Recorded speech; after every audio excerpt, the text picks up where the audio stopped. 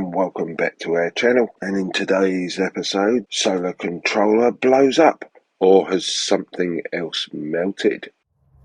So the other day we had workmen round and they decided to plug their electrical drill and grinder and all that sort of thing into my extension lead that runs off my inverter. Inverter's 3000 watts, so it could have coped with it, but my battery has a smaller circuit breaker on it, which is fine for what we want it for. It's well over spec'd. So consequently my circuit breaker blew. The solar panel controller was still outputting power that backfed the inverter so that the inverter would stay on. Luckily for me, it wasn't particularly bright sunlight, so all the voltage that was allowing to be put out, it could put in the inverter. But the inverter was screaming low voltage, low voltage. Kelly came along, saved the day, re-switched the circuit breaker back on. Now this leads to a new problem. The batteries had turned off and the solar panel controller could have voltage run away and then it would have blown the chip in the solar panel controller. So I had to check it to make sure that it was outputting a voltage and it was MPPTing,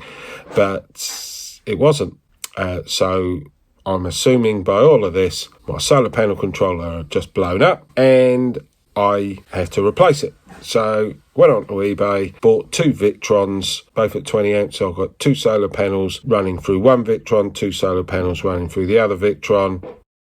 So I downloaded all the software for the Victrons and one was okay, but the two solar panels, which should have been really powering through, they were still really poor. So I then stopped recording and went to find out what the problem was, and it wasn't the solar panel controller, it was actually the MC4 connector. One had overheated, basically it melted as you see here. I replaced that and my power returned and I'm now happily charging the batteries. But this is, so much is like this through life, where you find a problem, but that's not where your problem is. It's somewhere else. So in my case, the solar panel controller wasn't working properly. But why wasn't it working properly? I assumed because of it didn't have the battery connected to it for a short period of time, it had blown it up. But I was wrong. Just happened to be two faults at the same time.